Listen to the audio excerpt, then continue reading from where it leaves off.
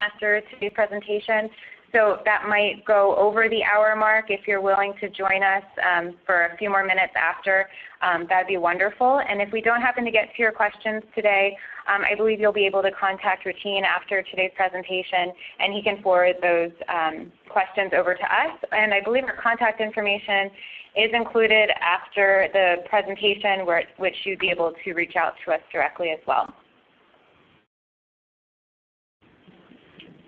Okay. So, to begin today's presentation, I just want to go over that we'll be covering AAP Methodology 101, an insight into affirmative action plans. A little bit about Biddle Consulting Group before we begin.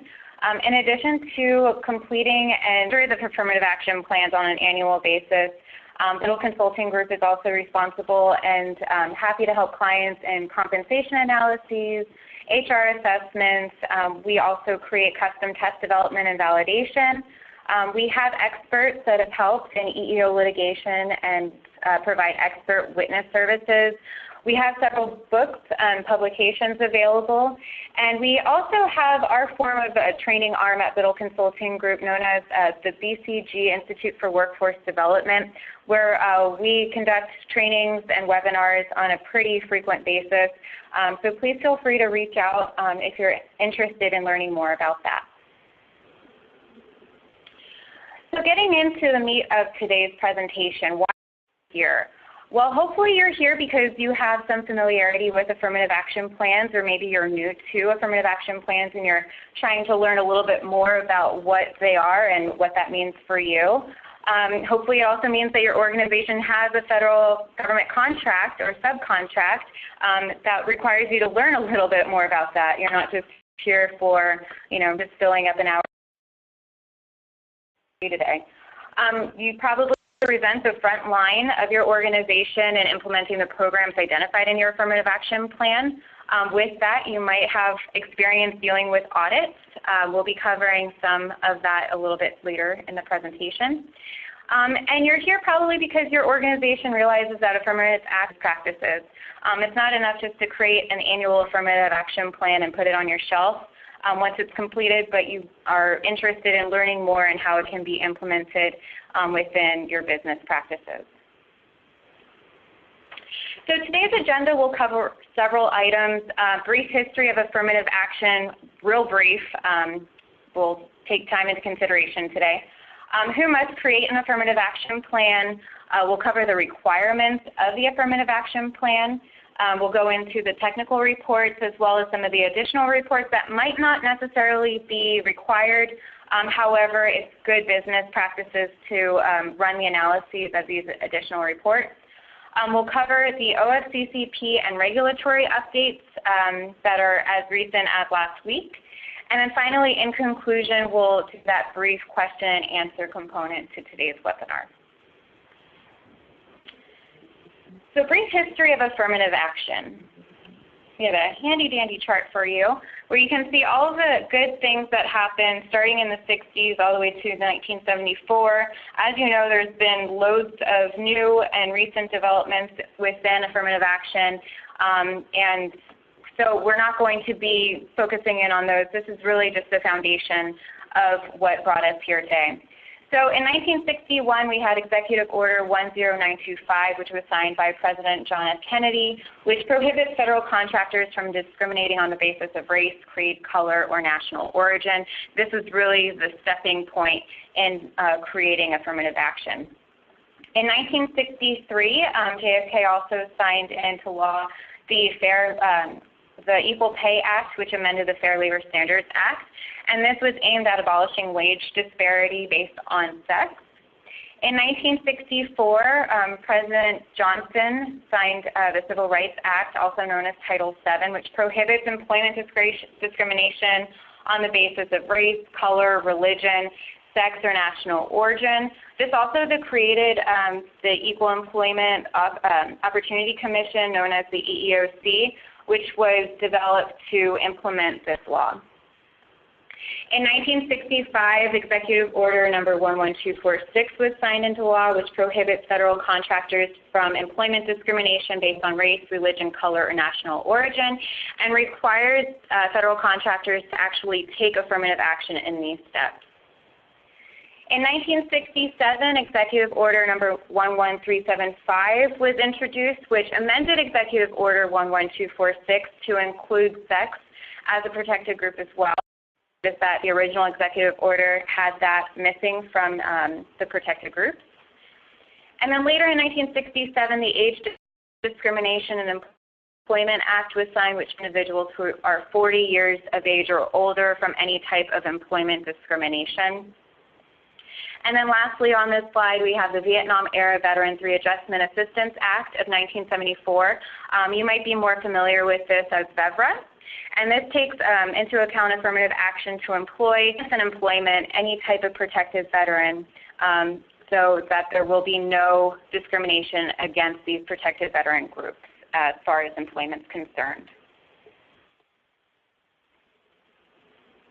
All right, so just to give you kind of a 30,000-foot viewpoint of how everything ties in together with regards to the federal government. At the bottom of the slide here, we see that we have the VETS and the OFCCP.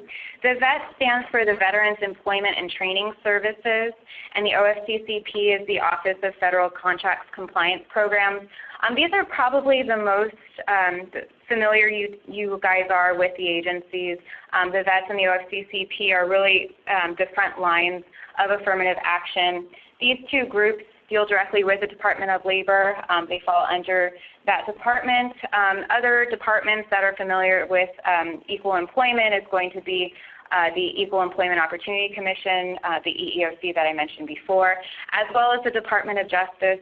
And these three departments go directly to the Office of the President, who oversees them in their entirety. And the OFCCP, if you're familiar with affirmative action plans at all, you're probably familiar with the OFCCP as well. This is the agency that is responsible for overseeing affirmative action programs for federal contractors. Hopefully you haven't had a run-in with them through any type of audit or compliance review, but to give you an idea of how they're made up, currently the OFCCP acting director is Thomas Dowd. The position hasn't been actually filled from the Trump administration yet, so Thomas Dowd, who is the deputy director, is also now the OFCCP acting director. As it stands, there are 6 different regional offices and regional directors. They oversee the 49 district director positions, 4 in which are vacant currently. So, with the budget and the way that the Trump administration has been going currently, we're seeing a lot of open positions or acting directors within the agency. So it's been really interesting to see how it kind of culminates together.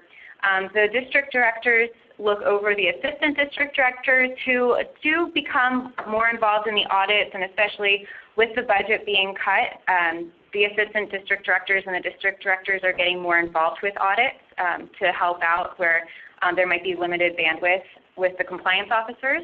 And the compliance officers are those on the front line who are actually responsible for conducting the compliance reviews from the OFCCP. So what is an affirmative action plan? I've mentioned this word or phrase a couple of times already, affirmative action plan. What is it? Really what it is a written component that makes federal and state reporting requirements and equal employment obligations relevant. It also outlines how a contractor plans to implement certain policies and procedures in order to achieve equal employment opportunity for all. And it outlines steps the contractor has taken or that you plan to be taking in the future to help strengthen areas that may need improvement. So part of the component with affirmative action plan, depending on certain factors, are technical components. So you're able to analyze and review where it is that you might have problem areas within a specific group of individuals. So you're able to identify those problems and see what you can do in the future to help remedy those areas. Your AAP should be reviewed. It shouldn't be something that you create and then put away for a year and revisit when the next plan cycle happens. But it should be something that you review, you share with managers and supervisors and those responsible for implementing the plan. And also, it should be available in the event that you do happen to receive an audit letter. An affirmative action plan does not need to be submitted to the federal government unless you're audited. We get that question a lot from clients. You know, I have it completed. Who do I send it to? It's for your own use, and except for the event if you are audited. So who must create an affirmative action plan? Well, if you're here today, then, you know, hopefully you are, and you're trying to figure out where you kind of fall in the grand scheme of things. However, there are several different types of affirmative action plans based off of several different factors. So under Executive Order 11246, there are two types of contracts, supplies and services, which deals directly with you supplying the federal government with a supplier or service in exchange for government revenue, or a construction contract. So you provide, you know, some sort of construction trade to the federal government. Maybe you're responsible for building something for them. In exchange, they give you money back. For today's purposes, we'll be discussing the supplies and services contracts predominantly. And then with that, there are two types of contractors that you might fall under. You could be a prime contractor, which means that you have a contract directly with the federal government. So you provide them a service in exchange for revenue directly from them. An example of this might be if you're a car company and you supply maybe police cars or service vehicles to the government. You can also be a subcontractor, which means that you have a contract with the prime contractor and you're helping them provide a service to the federal government. So maybe in the example I gave about the car company, maybe you're the tire company supplying the car company with cars. You can't have a car without tires, so therefore you're assisting them in fulfilling their government's responsibility. Okay, so there's actually three different types of affirmative action plans that you might be responsible for completing. It could be that you're responsible for one, or you might be responsible to complete all three. The first one is the AAP for minorities and women, and this is targeted under Executive Order 11246. The second one is the AAP for individuals with disabilities under Section 503 of the Rehabilitation Act. And then there's also the AAP for protected veterans, which falls under VEVRA. So under Executive Order 11246, there's a couple different requirements that you might meet in order to be required to complete this reporting requirement for women and minorities. Generally, it's going to be if you're a federal contractor or subcontractor that has 50 or more employees and also $50,000 or more in contract revenue during a 12-month period. One caveat to this, with the audits that we've seen recently, the OFCCP hasn't really stuck to that 50 threshold employee count size. Usually anybody who has 40 or more employees might be subject to an audit, but at that point you can push back a little bit, but that's for a different presentation.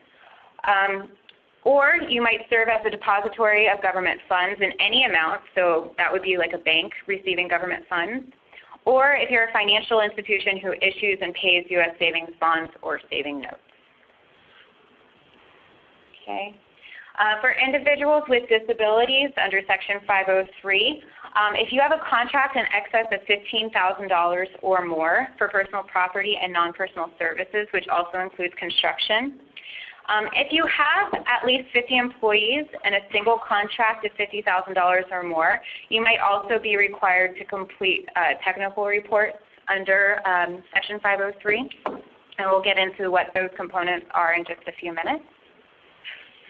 And under the AAP for Protected Veterans, or VEVRA, if you have $150,000 in federal contracts, this actually was recently increased in 2015 from $100,000 to $150,000, then you must make affirmative action to employ and advance in employment protected veterans. So this can be just a written component that states your affirmation in treating these protected veterans equally. And then if you have at least 50 employees in a single contract of $150,000 or more, you might be subject to Subpart C of the VEVRA AAP, which we'll go into in just a few minutes. So I've said protected veteran a number of times today, so you might be wondering what is actually considered a protected veteran. Well, it happened to be an active duty veteran in the U.S. military, and you were discharged or released from service in conditions other than what was considered dishonorable. And if you are considered a disabled veteran, a recently separated veteran, meaning that you were discharged within the last 3 years, if you're an active duty wartime or campaign badge veteran or armed forces service medal veteran, then that would be considered a protected veteran. These classifications were changed recently. You'll notice, if maybe you haven't been familiar with protected veteran categories recently, that other protected is no longer considered a protected veteran, as well as Vietnam era veterans. Hopefully, I think with the change in verbiage, they're hoping that someday you might fall under an active duty wartime or campaign badge veteran or armed forces service medal veteran instead of other protected or Vietnam era veteran. Great, and this chart just gives you an idea of the different contract thresholds and the requirements to complete the affirmative action plans. This just reiterates what I mentioned in the previous slides. All right, so the requirements of an affirmative action plan. In addition to the actual affirmative action plan, the different plans that I just discussed, the Executive Order 11246, Section 503 in VEVRA. There's also EEO-1 reports that you might be required to complete. These reports are filed annually. There will be no 2017 EEO-1 reports. You haven't heard. There was talks of revising the EEO-1 reports, which would have changed the deadline from September 30th to March 31st. Some of those revisions have been suspended. I'll get into that a little bit later. But what you need to take home with you right now is that if you have a federal contract of $50,000 or more with 50 or more employees, then you are required to complete an EEO-1 report. If you're a private company, you don't have any type of federal contracts, but you do have 100 employees or more, then you are still required to complete an affirmative action plan an EEO-1 report. What's new about this, however, with the revisions that they were trying to implement is that the reporting period of the data collection has changed. It used to be kind of in line with the VETS reporting requirement. It's now going to be October 1st and December 31st of every year. So what that means is if a pay period ends within that time frame of October 1st and December 31st, then you would be collecting all of your employees at the end of that payroll period during that time frame. And those would be the employees that you're reporting on for that March 31st deadline. The VETS 4212 report is also due annually. However, that deadline didn't change. It's still September 30th. And this is geared towards those who have federal contracts or subcontracts of $150,000 or more. In addition to employee information that you'll be reporting on, you also want to include new hires data that lists all of your new hires a year prior to when it is you're collecting your employee data as of. So the time frame for the VETS is a little bit different than the EEO-1 reports now. Unfortunately, it's not lining up, so it might require 2 different data pools, but it is what it is, unfortunately. So within the AAP itself, for the AAP for women and minorities, we have the narrative, which is the written component of the affirmative action plan, as well as technical reports, which requires a pool of data, which we'll get into in just a second. For the affirmative action plan for protected veterans and individuals with disabilities, because the protected veterans and the individuals with disabilities are fairly similar, we're going to be grouping them together just for the purposes of today's presentation. The narrative is the written component again. It'll be dealing with protected veterans and individuals with disabilities specifically. And then the technical reports depends on the contract amount. So for individuals with disabilities, if you have $50,000 or more, you are required to collect data on your employees, new hires, and applicants for their disability status. And if you have $150,000 or more, you'll need to do the same for protected veterans. So the AAP narrative for women and minorities, there's several different chapters and components of this. For Biddle's narratives, we have explanatory chapters 1 through 6. These are optional. However, if you're sharing your narrative with other HR members or managers and supervisors, and they're looking at these technical reports and they have no idea what it is that they're looking at, these explanatory chapters help identify what it is that each of these technical reports are really diving into. It also includes the designation of responsibilities, so who exactly within your organization is responsible for implementing the affirmative action plan. Identification of problem areas, so where is it that actual problems exist within your plan? Maybe you had layoffs, mass layoffs, and that's why it looks like you have an abundance of terminations this year. Maybe you went under a hiring freeze, and that's why you're not bringing in anybody new. So this is that component where you can identify certain problems or restrictions that you've had within your organization. Action-oriented programs, so where you did find problem areas, where are you planning to maybe outreach or recruit further, or what steps are you planning on taking to help remedy those problem areas found? And then internal audit and reporting. So this measures the effectiveness of the affirmative action plan. The affirmative action plan and the technical components really stand as a base point. This is what you currently look like. So what are you planning on doing to help remedying that, and maybe revisiting that in 6, 7, 8 months and see how effective those what you're planning on doing or what you've done has been towards meeting those goals. So the technical reports for women and minorities, you're probably familiar with these, the workforce analysis, organizational profile, job group analysis, and all further reports really focus in on using job groups to identify where you might have problem areas. The availability analysis, the comparison of incumbency to availability, placement goals, and the personnel transaction summary. Diana will be covering these reports in more detail. And then additional requirements that are not included within technical reports but are good ideas to run analyses for so that you're aware of where it is that you do have problem areas. These are the compensation analysis and the adverse impact analysis. Okay, so data needed to complete reporting requirements for women and minorities. We need employee data as of your snapshot date. We refer to it as a snapshot date because it's really taking a picture of one day in time that you're collecting all of your employee information for. So a lot of our clients happen to be calendar years, so they collect their data as of 12/31. So we'll use that as an example today. So we would want to see all of your employees' race, gender, job information held as of that particular date and time. In addition to that, in order to identify where you might have selection disparities, we would also need transactional data. So any hires, promotions, terminations that occurred 12 months leading up to the snapshot date that you chose. So using our same example, your transaction period would be January 1st to December 31st.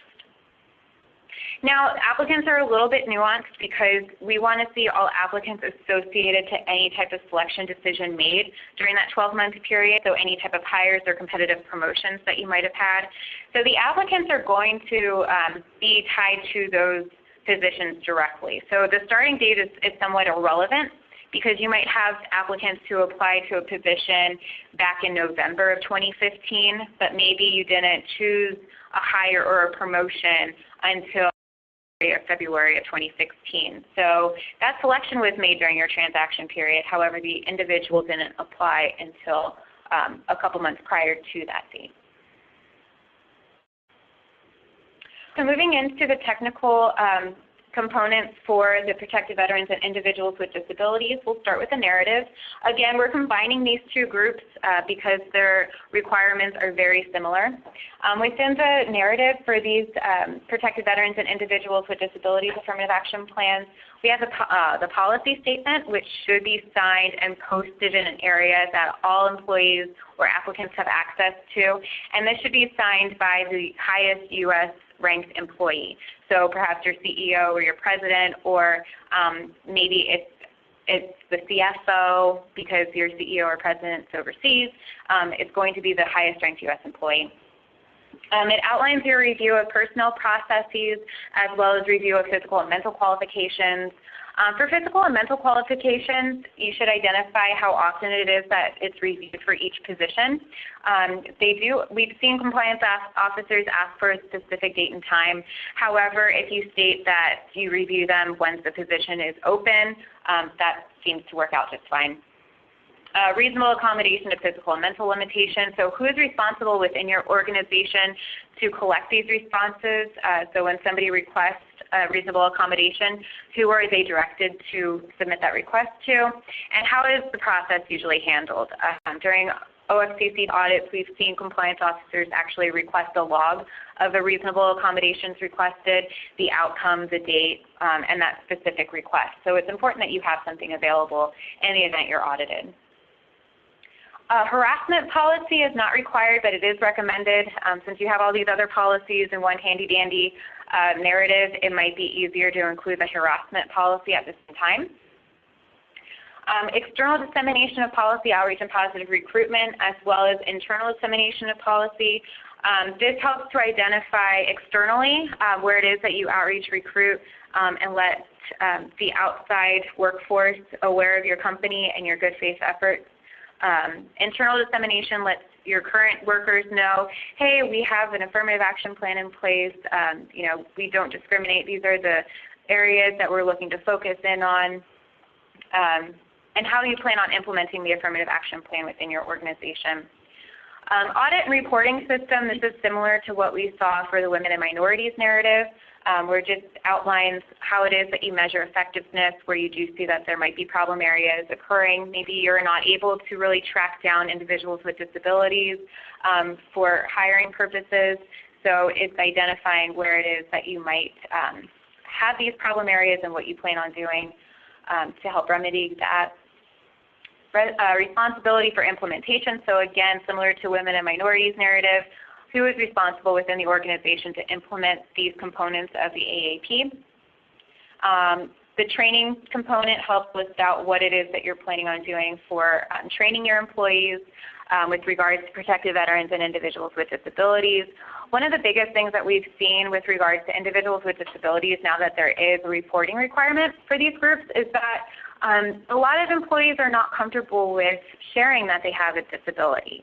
So the training aspect really comes into play because you want to make your employees aware that this is something that you're required to do by the federal government. It is in no way trying to find people who are disabled for firing purposes. You just really want to make sure that you're having an all-inclusive environment. The data collection analysis is going to be relevant for those that meet the technical reporting threshold for contracts. This identifies the current hiring benchmark for protected veterans, which is set now at 6.7%, and the current national utilization goal for individuals with disabilities, which is right now at 7%. And the compensation component of the narrative is not required but recommended, and just kind of voices your commitment for compensation purposes towards protected veterans and individuals with disabilities, and no discriminating there. Right. And then in addition to the narrative, we have the technical reports if you do fall under those contract thresholds. For protected veterans, the data collection analysis is going to consist of a list of job openings, jobs filled, the individuals who identified as being a protected veteran, and to condense it also individual with disability. It's going to also show those who were hired versus those who were hired as a protected veteran or an individual with disability. For protected veterans, as I mentioned, the benchmark right now is set at 6.7% for hiring purposes for protected veterans. So you should do a year-over-year comparison to see if you're meeting that benchmark or if you continue to fall short. For individuals with disability, we see a utilization goal for this group. As I mentioned, it's set at 7%.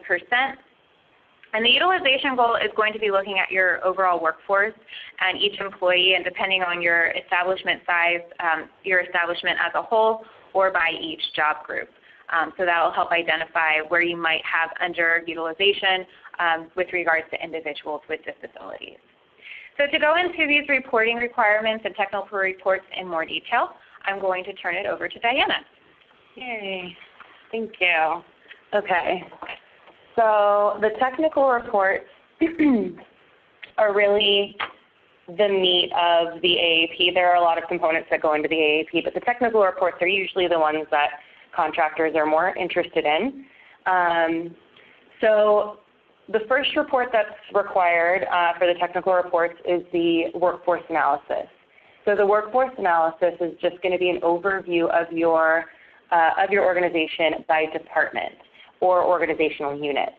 So the purpose of this report is to show what a typical line of progression would be within your organization. So, you know, in this instance, maybe someone starts out as an administrative assistant and they can work their way up to the president of this group. So it's important to note with the workforce analysis that the job titles are in order of the lowest paid employee to the highest paid employee. So the purpose of that is to show if there's any kind of glass ceiling effect throughout your organization. Maybe there's a certain demographic up at the top of the report consistently indicating that the lower paid positions are held by a certain demographic. Maybe a certain demographic is at the top of the pay bracket across the organization. So that's really what this report is designed to show. Like Cassie mentioned earlier, the bulk of the reports are going to be based on job groups, not organizational units. So from here on out, it's going to be based on job groups. So with the job group analysis, that's the second report that's included. So job groups are going to be aggregations of job titles that are similar in wage, job content, opportunity for advancement, things that make them similar. So in this instance, they're not in order of the lowest paid to the highest paid. They're just in order of alphabetical. So you can see we have this job group is based on EEO category. So we have 1B, our first mid-level officials and managers. We have all of our job titles that are listed. And then we have the total employee counts. We have males and females and whites and minorities. So if you look down at the bottom where it says total percentage, this is where we're getting the information for as the basis for the rest of the reports. So you can see here in this job group example, we have 90.9% males in this job group, 9.1% female, 100% white, and 0% minority for this example. So this is the basis of the rest of the reports, are these percentages. You're going to see those repeating throughout the rest of the reports here. So another optional report that Biddle usually, we usually recommend using this report is a zip code analysis. So to run an availability analysis, you need to identify what counties are considered local, like your local recruiting areas. You might know off the top of your head what your local county is or what counties usually recruit from in a local fashion. If not, if you are a large organization and you have locations throughout the U.S., you might not know exactly what the local counties would be in a certain location. So we recommend doing a zip code analysis. What this does is it analyzes all of the counties that are represented in based on your employee zip codes. So you take all of your employees, you see what zip codes, what counties those zip codes are appearing in, and there's a cutoff weight. So in this instance, we have Los Angeles and San Bernardino, California.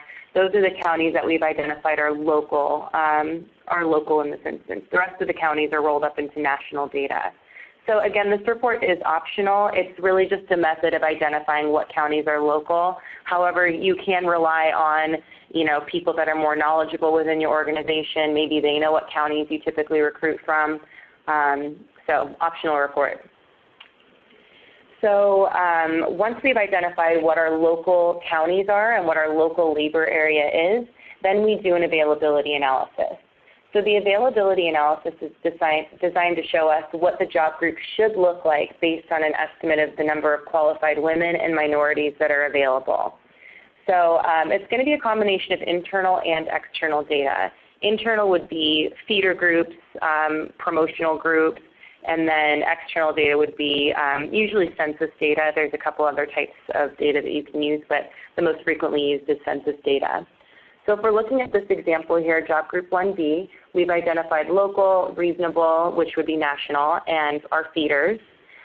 We have our raw data, our female and minority percentages. So what this raw data is telling us is that Of the people that are responding to the census saying that they have same or similar skill sets as someone in our job group 1B, in our local labor area, 41.4% are female, 4.6% are minorities. Nationally, it looks like it's about 35% female and 22% minority. And internally through our feeder groups and who's available to promote or transfer, it's about 3% female and 2.9% minority. So those are our raw percentages. We take those raw percentages of who's estimated to be available and we multiply them by a factor weight, which is the percentage of time that we typically look to each recruiting area to make a decision, and we get our weighted percentage. So in this instance, we said, locally, we would probably look to our local labor area maybe 20% of the time to fill a position. Nationally, we might look nationally 75% of the time, and then internally maybe 5% of the time a position will be filled through a promotion or transfer in this job group. So we have our weighted percentage there down at the bottom where it says 34.8% female and 18.2% minority. What that is saying, all else being equal, barring any discrimination or any unforeseen circumstances, we could reasonably expect, based on where we recruit, for our job. May I just interrupt for 1 second? I'm getting some messages that people cannot hear. I'm sorry to bother. Is anybody having problem, or is it across the board? Okay. Looks like it's only for 1 or 2 people, so sorry to interrupt. You carry on. Okay. That's okay. Okay, so with the availability analysis, like I was saying, the final availability percentage is what we should reasonably expect this job group to look like based on our recruiting areas. So you're going to see that those numbers, 34.8 and 18.2%, those are going to be repeated throughout the next reports. And real quick, the factor weights that Diana mentioned, these should be coming from you as the person responsible for recruitment or knowing where it is that you typically look for these positions.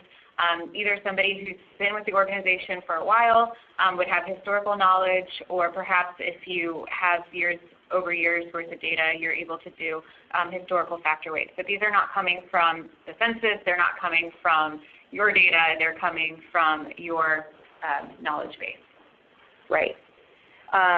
So if we look, we said we have internal feeder data. So obviously feeder data is not going to be coming from the census. It's going to be coming from who is available internally to hold a position. So we do an internal availability analysis. So in this example, job group 1B, we said that if we were going to promote or transfer someone into job group 1B, we would promote them or transfer them from job group 2A, our professionals, or job group 7A, our operatives. And like Cassie mentioned earlier, we assign a percentage to each of those groups. So in this example, we said probably 80% of the time if we made a promotion or transfer into job group 1B, it would come from job group 2A. And then maybe the other 20% of the time, it would come from someone in job group 7A. So those are our weights. We multiply those weights again by our internal availability, which is based directly on our job group analysis percentages. And we get our weighted availability, or our weighted internal availability. So you can see down there at the bottom right, females 3.3, minorities 2.9. Those are the percentages that are available internally based on our feeder groups. So after we do an availability analysis and we estimate who would be available to hold a position within our organization, we do a comparison of incumbency to availability. So essentially this report is saying what we should look like and comparing it to what we currently do look like. So when we do this, we also ask if our female and minority representation is less than what would be reasonably expected based on our availability. If it's less than what would be reasonably expected, that's when a placement goal is established. So just a note on placement goals. Placement goals are really just, it's just a means of identifying a target or an objective that would be obtainable if you're applying every good faith effort of your AAP. So it's really just to symbolize the magnitude of the underutilization within your job groups. If there's a larger number, then that means the problem is probably more severe. But the biggest thing to remember with placement goals is that they're not They're not quotas. They really just refer to recruitment. If you have a large number of underutilization within each job group, you might want to step up your outreach and recruitment towards whatever the affected group is. But it's not saying that, you know, the next 3 hires you make need to be female. It's not saying anything like that. It's really just a recruitment goal. So here's an example of a comparison of incumbency to availability and placement goals. The reports are really similar, so we kind of combine them into one report. You can see again group 1B, we have 11 people in that job group. We have 1 out of 11 female and 0 out of 11 are minority. So the female representation percentage is 9.1%, but if you remember back to our availability analysis, the availability goal says we should be closer to 34.8%. So this means that there is a goal established since our current representation is less than what we would expect to be available. And based on the whole person test, we see that our underutilization number is 2 females. So to calculate this whole person rule, we take our total number of employees, which is 11. We multiply that by our availability percentage, which is 34.8, and we get 3.82. You take away the number of females that are represented as of your snapshot date, which is 1, and we get 2.82. So because you can't hire fractions of people, we have to deal in terms of whole people, we round down to the nearest whole person, which would be 2. So that's where that number 2 is coming from for the additional number needed for females. Same thing for minority. We do the same calculation. So when you see those numbers, you know if you had 2 more people within this job group for each group, females and minorities, if you had 2 more people, you would be at or above your availability representation for this job group, and you would no longer have a goal established. Okay. So the last report that's geared toward women and minorities is the personnel transaction summary. So the personnel transaction summary, there's really no analysis going on here. It's just kind of a running count of all of the transactions that have happened. So you can see applicants versus hires, terminations. It's a little hard to read, but it says I for involuntary and V for voluntary. And then we have our different promotions from, into, and within each job group. And you can see the racial breakdown and the gender breakdown. So the only thing that's really important to note here, it's a good way to recognize if you have any record-keeping issues.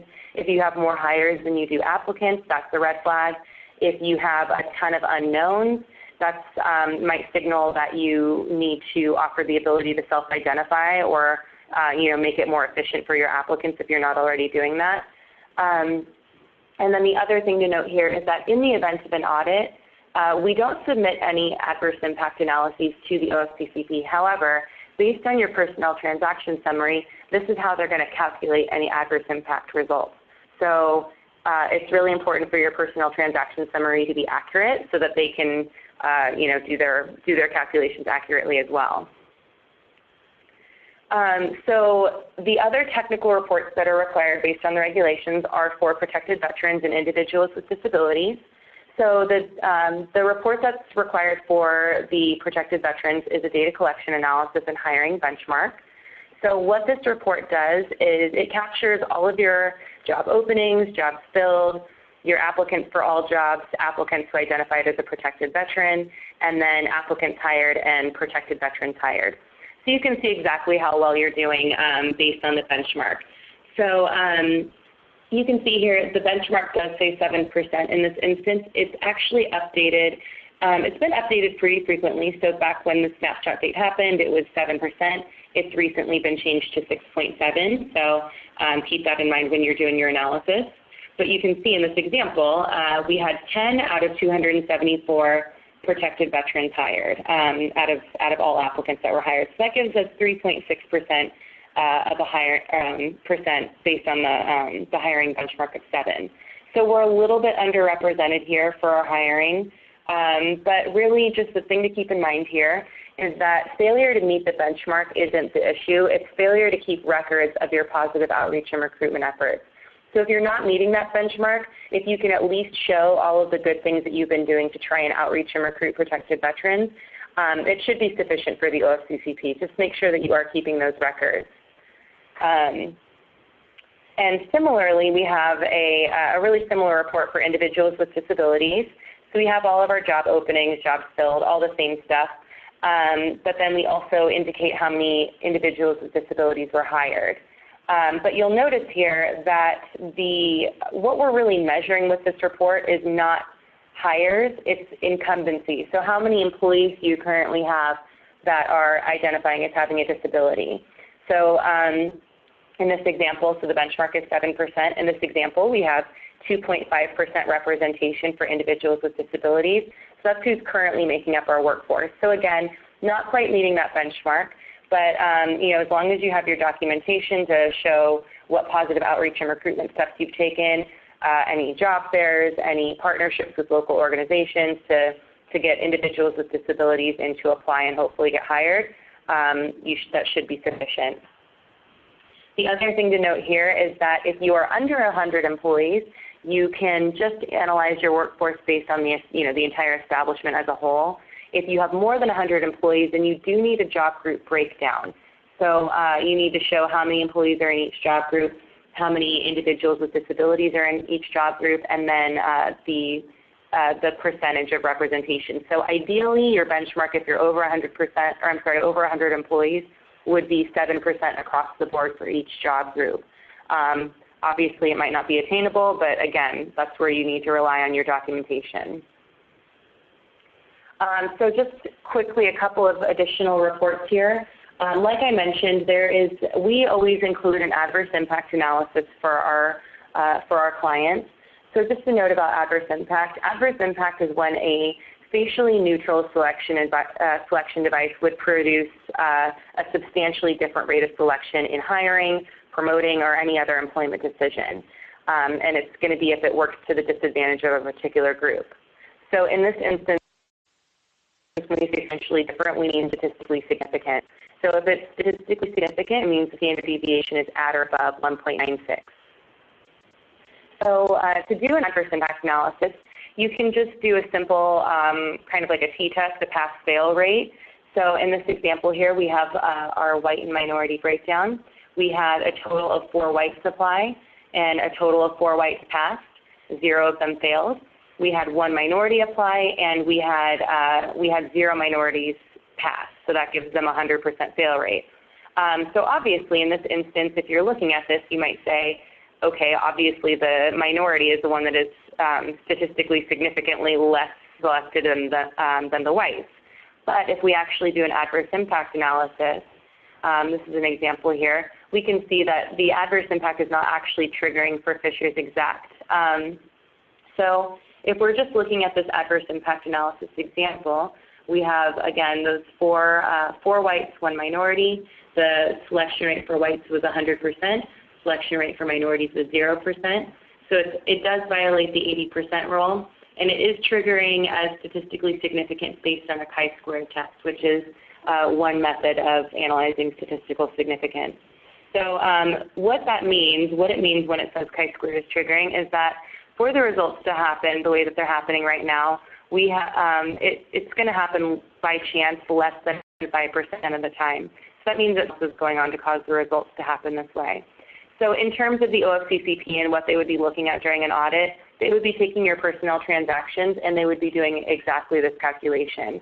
So just keep that in mind. If you do see any adverse impact triggering when you do your analyses, it's really just a good opportunity for you to go back and see if you're able to tell the story of those applicants or those people that were available for termination and retained, all of your transactions. So if you see something that doesn't make sense, it's time to investigate.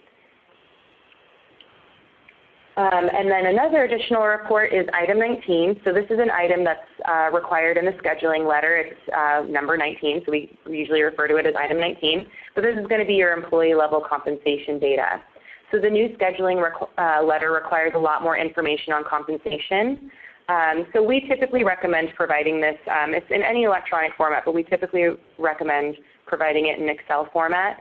It's just going to have a list of all of your employees, their gender and race information, hire date, job information like job title, EEO category, and job group, their base salary or wage rate, their hours worked in a typical work week, so full-time 40 hours a week, part-time maybe 20 hours a week, whatever is typical for them. And then you can also, you should also include bonuses, incentives, commissions, merit increases. basically anything that goes into analyzing pay or anything that would be included in their total compensation package, that's what should be included in the item 19. And then optional, you can include any education, any kind of records that you retain on your employees, like education, duty location, performance ratings, that type of thing. That can also be included if you want to, because those are all factors that would explain pay. If there's a different rate in pay or something that can't be explained, usually it can be explained by, this employee has a higher performance rating, or this employee works in San Francisco, so it makes sense that they're making a lot more money than someone with the exact same job title in Missouri. So these are all just additional factors that can influence pay. So with that, I'm going to turn it back over to Cassie for some OFCCP and regulatory updates. Thank you, Diana. All right, so first we'll start with updates at the agency. As I mentioned when we were reviewing the level of the OFCCP, the kind of chain of command, I mentioned that Thomas Dowd is currently the acting director. So no director has been appointed yet. There's currently 3 district director and 16 assistant district director positions open. One thing that's been going on within the agency is that their budget was substantially cut from what they were anticipating. So because of that, there was a memo issued by Thomas Dowd late last month that was asking and taking voluntary early retirement. So this was open to some OFCCP personnel depending on your being active with the agency. Unfortunately, compliance officers were not included on the list of eligible positions, so darn. But there were some other staffing level positions that were included. So that just goes into the budget cuts. The EEOC and OFCCP merger, this was included in budgetary ideas earlier this year. Will it happen? We're not sure. There is a lot of back and forth and a lot of bipartisan disapproval with this happening, with this merger occurring. The EEOC and OFCCP, they do tend to work together on occasion, so Trump feels that bringing those two together would help eliminate some of the costs associated to running both of them separately, but it will need congressional approval, so we'll see. Under the Trump administration, Executive Order 13673, the Fair Pay and Safe Workplaces Act, was revoked. I think a lot of contractors were happy to hear about this being revoked. Blacklisting, you might have heard it referred to as where if you had any type of regulatory violations or anything like that, you would have to notify any type of bid for contract that you did have a violation occurring. So yeah, contractors were happy that was revoked. And the overtime pay, this really hasn't been in the news as often as it was late last year when it was about to go into effect and there was a stay on it. There's recently been a request for information or an RFI through the Federal Register. So if you're interested in submitting comment for the overtime pay, this again brings up the total amount that an individual would be paid in order to be considered exempt. So a lot of contractors were unhappy with that just because it's the burden of getting everybody to that point who might be exempt level or having to pay overtime for those that would not meet that threshold. So as of Friday, there were over 138,000 public comments on this particular request for information. So it will be open until September 25th. As I mentioned earlier, the revised EEO-1 report, I think as recently as 2 or 3 weeks ago, Component 2, which required contractors with 100 or more employees to report on wage and hours worked for each of their employees, that has been suspended. So it's business as usual with regard to the EEO-1 report with just the due date being changed. So that hasn't changed. It's still March 31st of 2018 that the EEO-1 report is now due. So everything else is the same, still reporting on each of your U.S.-based establishments, your employees at those establishments, their race and gender information by EEO category. All right, and the VET 4212 report, hopefully if you are required to file that report, you are already complete with it. You've finished it already. It is due at the end of this month. There's been an extension allowed for those who were affected by Hurricane Irma or Harvey. If you were affected by these hurricanes, then the filing deadline has been extended until November 15th. However, the Vets Department, when we contacted them, stated this is only really for those that were impacted by these hurricanes. Don't take advantage of it just because you're maybe feeling a little lazy in filing. The due date for you then is still September 30th. And then for 2018, the Department of Labor has commented that you're able to use the same data collection that you used for your EEO-1 reports. So you're able to pool as of October 1st or December 31st. However, at this point, it's almost a year-old data, so whether or not you're comfortable with doing that is up to you. But that will prevent you from having to do two different data pools. And that does it for our presentation. Thank you, everybody, for sticking with us, and hopefully you learned something new today. We have our contact information here if you'd like to ask us any additional questions after today's presentation. Diana and my contact information is on your screen. And Ratine, I'll turn it over to you. Yeah, sure. Thank you very much once again. And we definitely try to get great speakers. And Diana, obviously, and Cassie, you have really helped us very much, learn quite a few. I just have 1 minute on that is, as Diana and Cassie mentioned, part of the AAP is really, it deals with outreach and recruitment, the so-called good faith effort. And the JOBfindah definitely works in that area, and we can definitely talk about that a lot more. And specifically for good faith effort, what we do is both inbound, which is our job boards to attract these categories of applicants, but also outreach, job posting, and distribution to proactively reach to these groups. But as Cassie and Diana both mentioned about the importance of reporting and record keeping, so we offer automated solutions where everything is preserved. So in case of an audit, obviously you have all of that effort right in front of you. So that is actually a good thing for an audit. We can definitely talk about that at a later time. I don't want to take up your time. Obviously you can contact me. You can read about what we offer and our services. You can set up a demo or a walkthrough of our solution, and our contact information is here. Now, before we go anywhere, I wanted to do some housekeeping and then come back to the questions. There were a few questions about, is this presentation going to be available? Yes, it is going to be. We'll send it out, and also we'll give links so you can download. Number two, there was a question about, is the recording available? We would definitely try to make that available. It is being recorded. Depending on the size of the file, we would see whether we give you a link or if we give the whole recording. The third question was, are there HRCI credits available, and what are the codes?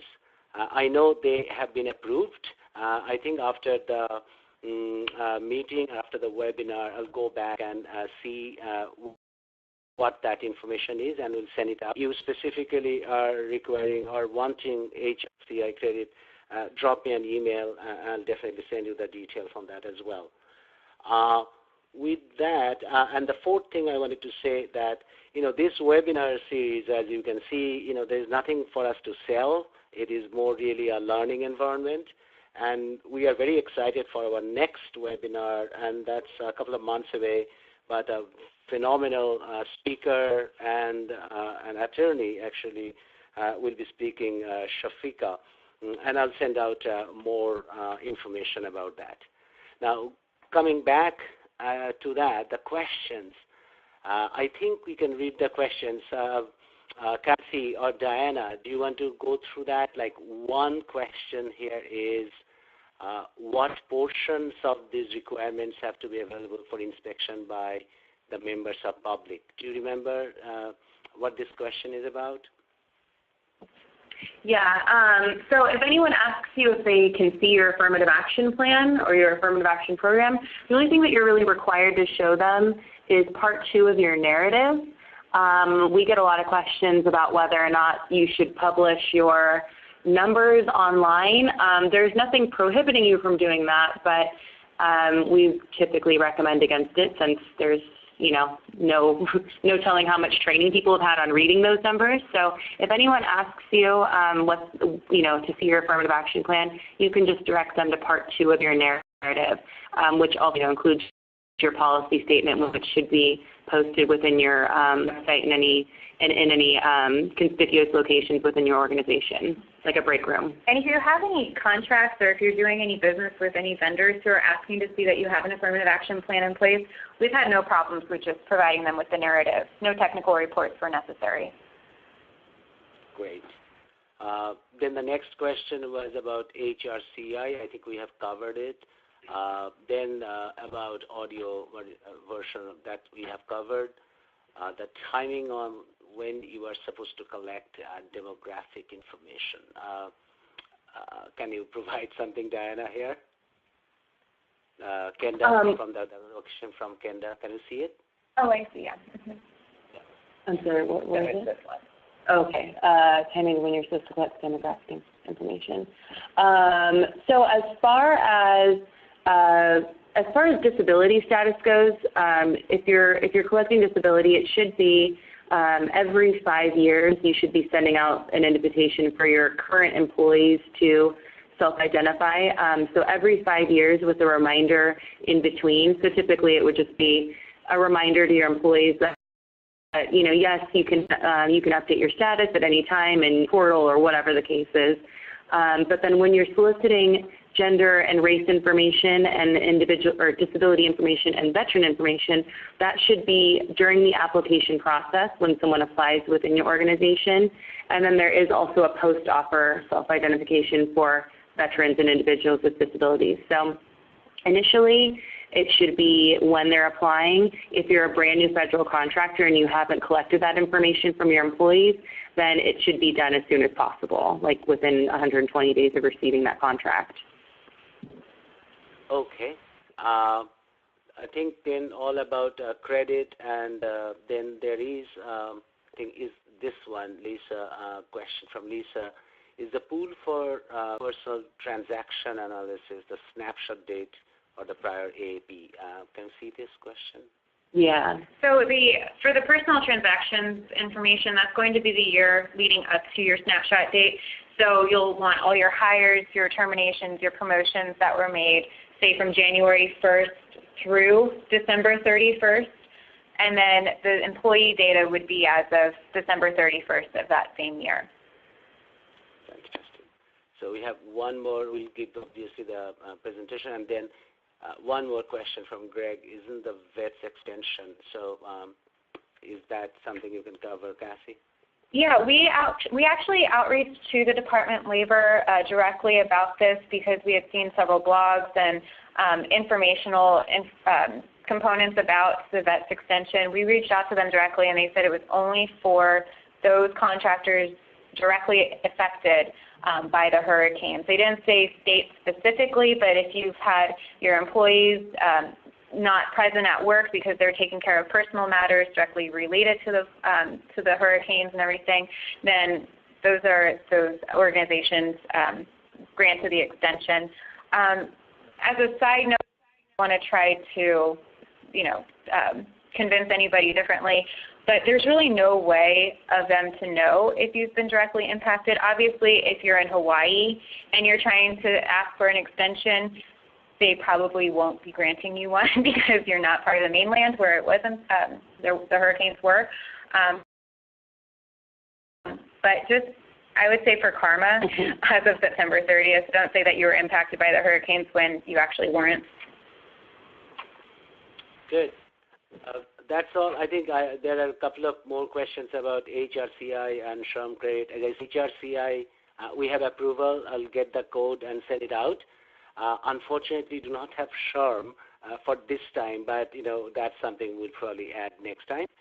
Hopefully, beyond all the credits and everything, this webinar gave you a lot of information that you can use at your work And that would be, I think, the biggest win for all. And I wanted to thank Diana and Cassie so much for that.